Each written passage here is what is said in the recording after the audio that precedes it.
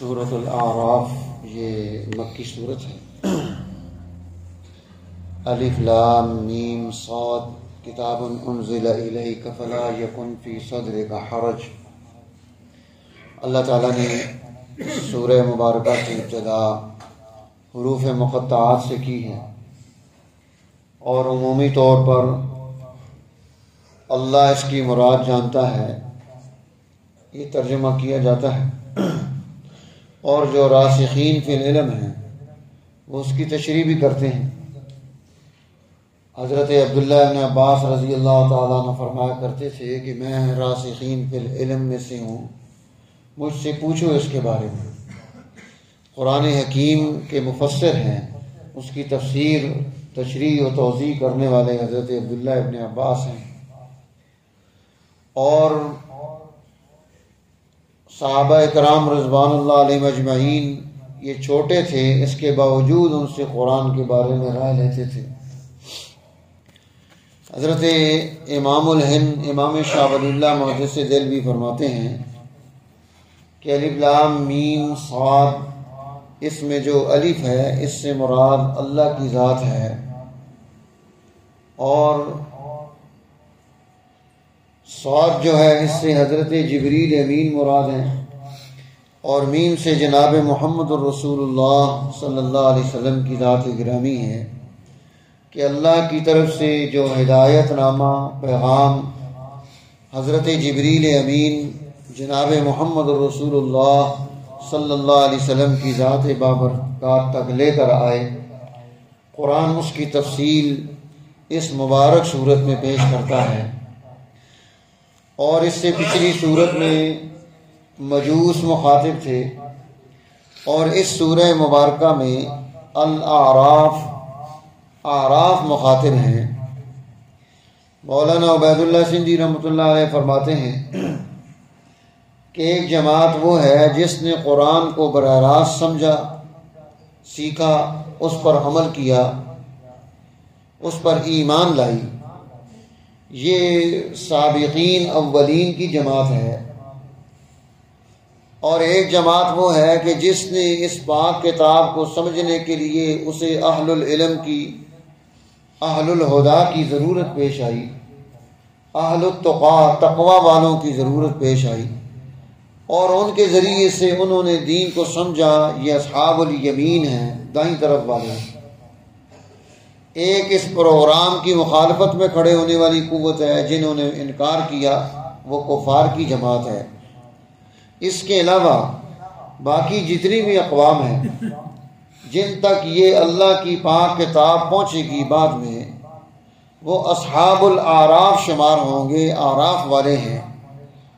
قرآن حکیم کے اس سورہ مبارکہ کے کوئی چوتھے پانچویں رکوع میں اصحاب الاعراف کا تذکرہ موجود ہے، تو گویا قرآن حکیم یہ تعارف دیتا ہے کہ دنیا کی تمام قومیں ان تک اس پیغام کو کیسے پہنچایا جائے گا۔ کتاب انزل الیک، یہ وہ عظیم کتاب ہے جو آپ پر نازل کی گئی، اور اس کی نزول کا مقصد یہ ہے کہ آپ کے دل میں ایک شرح صدر پیدا ہو جائے، کیونکہ شروع کے دور میں حضور علیہ السلام کی مخالفت میں آپ کے سکے رشتہ دار لگے ہوئے ہیں، آگے آگے اللہ کے حبیب جا رہے ہیں، پیچھے چچا جا رہا ہے، اور وہ کہتا ہے یہ میرا بھتیجا ہے، یہ صابی ہو گیا، یہ بے دین ہو گیا، اس کی بات مت ماننا۔ تو اب آپ کو حرج، ایک تکلیف تھی کہ جب یہ اپنے ہی ماننے کے لیے تیار نہیں، تو یہ تو عالمی پیغام ہے، اس کو ساری دنیا تک کیسے پہنچاؤں گا؟ تو اللہ تعالیٰ نے فرمایا کہ آپ اپنے دل میں کوئی حرج اور تنگی محسوس نہ کریں، آپ کا اپنا کام یہ ہے کہ اس کو آگے پھیلاتے رہیں، یہ اقوام عالم تک پہنچے گا۔ اب دیکھو کہ الاعراف، دنیا کی وہ قومیں جو دور اس مشن سے، پروگرام سے بہت دور تھی، اس علاقے سے بہت دور تھی، وہاں تک اللہ نے اس پیغام کو پہنچایا، اور پھر اس کتاب مبین اور اس سورہ مبارکہ کے ذریعے یہاں رہنمائی دی کہ ہم اپنی زندگی کی بنیاد درست کریں، اور اس مبارک صورت میں قرآن حکیم نے واقعات کو تفصیل کے ساتھ پیش کیا ہے۔ سب سے پہلا واقعہ سیدنا آدم علیہ السلام کا ہے کہ آدم علیہ السلام کے واقعے کے ذریعے سے رہنمائی دی کہ یہ شیطان تمہارا دشمن ہے، اور اس نے قسمیں اٹھائی ہیں کہ میں ان کے دائیں بائیں آگے پیچھے ہر طرف سے حملہ کروں گا۔ وَلَا تَجِدُ أَكْثَرَهُمْ شَاكِرِينَ، تو ان میں سے اکثر کو ناشکرہ پائے گا۔ سیدنا آدم علیہ السلام کی وہ عظیم دعا قرآن حکیم نے جس کا تذکرہ کیا ہے، اسے ہمیں یاد کر کے مانگنا بھی چاہیے۔ ربنا ظلمنا انفسنا وَإِن لَّمْ تَغْفِرْ لَنَا وَتَرْحَمْنَا لَنَكُونَنَّ مِنَ الْخَاسِرِينَ، اے ہمارے پروردگار، ہم نے اپنی جانوں کے ساتھ ظلم کر لیا، اور اگر تو ہمیں معاف نہیں کرے گا، رحم نہیں کرے گا، تو ہم نقصان اٹھا لیں گے۔ یا آدم علیہ السلام اللہ کی بارگاہ میں اس دعا کے ذریعے سے التجا کرتے ہیں۔ اس لیے اللہ تعالیٰ فرماتا ہے کہ یا بنی آدم، اے بنی آدم، قد انزلنا علیکم لباسا یواری سوآتکم وریشا، ہم نے تمہارے لیے لباس اتارا ہے جو تمہاری آرائش بھی کرتا ہے، اور اس کے ساتھ ساتھ تم اپنے تن بدن کو اس سے ڈھانکتے ہو۔ وَلِبَاسُ التَّقْوَىٰ ذَٰلِكَ خَيْرٌ، ایک لباس ظاہر کا ہوتا ہے، ایک باطن کا لباس بھی ہوتا ہے کہ انسان کے دل میں اللہ کا تعلق پیدا ہو جائے۔ اب جب باطن کا لباس درست ہوگا، تقویٰ آئے گا، تو اس کا نتیجہ اور پیدا ہوگا۔ اس لیے فرمایا اللہ تعالیٰ نے یا بنی آدم لا یفتننکم الشیطان، اے بنی آدم، شیطان تمہیں فتنے میں مبتلا نہ کر دے۔ کما اخرج ابویکم من الجنہ، جیسے اس نے تمہارے ماں باپ کو آدم اور حوا کو جنت سے نکلوا دیا، تمہارے ساتھ بھی ایسا نہ ہو جائے۔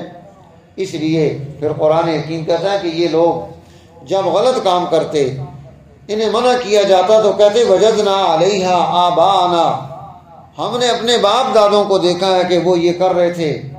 اور دوسرا جرم یہ کرتے، کہتے واللہ امرنا بہا، اللہ نے ان کو یہ حکم دیا تھا اور ہمیں بتایا کہ تم یہ کام کرو۔ غلط کام کی نسبت اللہ کی ذات کی طرف کر دی۔ قل ان اللہ لا یأمر بالفحشاء، اللہ فرماتے ہیں میرے محبوب انہیں بتا دو کہ اللہ تعالیٰ بے حیائی کا حکم نہیں جو ہے نا وہ اس کو پیش کرتا، اس کو نہیں کہتا کہ تم بے حیائی کا اور برائی کا اور گناہ کا کام شروع کر دو، وہ تو خیر کی باتیں تمہیں بتاتا ہے۔ اور پھر رہنمائی دی، من حرم زینت اللہ، اللہ کی زینت کو تم میں سے لوگوں نے کیوں حرام کر دیا ہے؟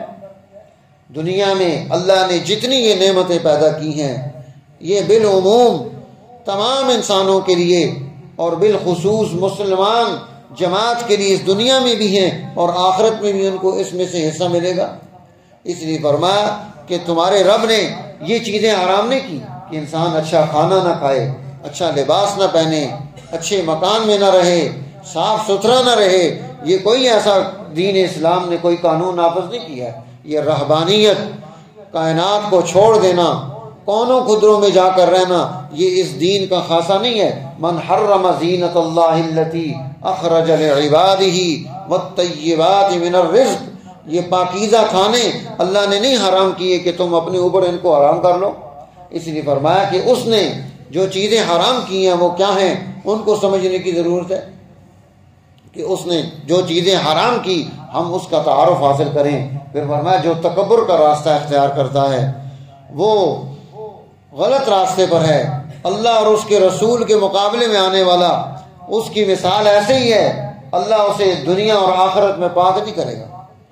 یہاں تک کہ اونٹ سوئی کے نکے میں داخل ہو جائے، اب چھوٹے سے سوئی کے نکے میں اونٹ تو نہیں داخل ہو سکتا، اسی طرح اللہ ان کو ہدایت نہیں دے گا، ان کو پاک نہیں کرے گا۔ پھر اللہ تعالیٰ نے یہاں انبیاء علیہ السلام کے واقعات کو پیش کیا، سیدنا نوح علیہ السلام، سیدنا ہود علیہ السلام، شعیب علیہ السلام، صالح علیہ السلام، سیدنا موسیٰ علیہ السلام کے واقعے کو بہت تفصیل کے ساتھ پیش کیا ہے اس مبارک صورت میں کہ نبی کو قوم کیا کہتی ہے کہ جب سے تو آیا ہے ہم مصیبت میں مبتلا ہے، تیری وجہ سے ہمیں پریشانیاں ہیں، تیرے آنے سے پہلے ہمارے بچوں کو قتل کیا جاتا تھا، تیرے آنے کے بعد ہمیں عذاب اور مصیبت میں مبتلا کر دیا ہے۔ حضرت سیدنا موسیٰ علیہ السلام اپنی قوم کی ان کڑوی باتوں کو سن کر انہیں فرماتے ہیں عسیٰ ربکم ان یہلک عدوکم ویستخلفکم فی الارض، مجھے امید ہے کہ میرا رب تمہارے دشمنوں کو تباہ کر دے گا، تمہیں اس کی جگہ پر نیابت ملے گی، خلافت ملے گی، تمہیں دنیا میں عزت ملے گی، اس دین کو اختیار کرنے کا نتیجہ دنیا اور آخرت میں کامیابی کی صورت میں ملے گا۔ پھر قرآن حکیم نے یہاں اصحاب السبت کا تذکرہ کیا ہے کہ جنہوں نے ہیلے بہانے سے دین میں خلاف ورزی کی، اللہ نے ان کو خنزیر اور بندر بنا دیا، اور اس امت پر اللہ نے رحم کیا ہے کہ اللہ نے آج ہماری شکلیں نہیں بدلی۔ حضور علیہ السلام کی دعا کا نتیجہ ہے، اللہ کی بارگاہ میں التجا کر رہے تھے کہ میری امت کی شکلیں تبدیل نہ ہوں۔ تو اس لیے دین اسلام ہمیں ان تمام اعمال اور ان چیزوں میں رہنمائی دیتا ہے کہ ہم اپنی زندگی کی بنیاد درست کریں اور اپنے اندر ظاہر اور باطن کو ٹھیک کریں، ورنہ ناکامی ہوگی۔ اس لیے فرمایا کہ وہ جس نے اپنے باطن اور ظاہر کو ٹھیک نہیں کیا اس کی مثال کتے کی طرح، ان تحمل علیہ یلہث او تترکہ یلہث، اس کے اوپر کچھ رکھ دو تو پھر بھی زبان باہر ہے، اور اگر کچھ بھی نہیں رکھا ہے اس کو چھوڑا ہوا پھر بھی زبان باہر ہے۔ یہ ایسے ہیں، قرآن کہتا ہے لہم قلوب لا یفقہون بہا، دل ہے لیکن فقاہت ختم ہو گئی، وَلَهُمْ أَعْيُنٌ لَا يُبْصِرُونَ بِهَا، آنکھیں ہیں بصارت نہیں ہے، وَلَهُمْ آذَانٌ لَا يَسْمَعُونَ بِهَا، کان ہیں لیکن سماعت نہیں ہے، أُولَٰئِكَ كَالْأَنْعَامِ بَلْ هُمْ أَضَلُّ، یہ چوپائے ہیں بلکہ ان سے بھی بدتر ہو گئے کہ انہوں نے یہ غلط راستہ اختیار کر لیا ہے۔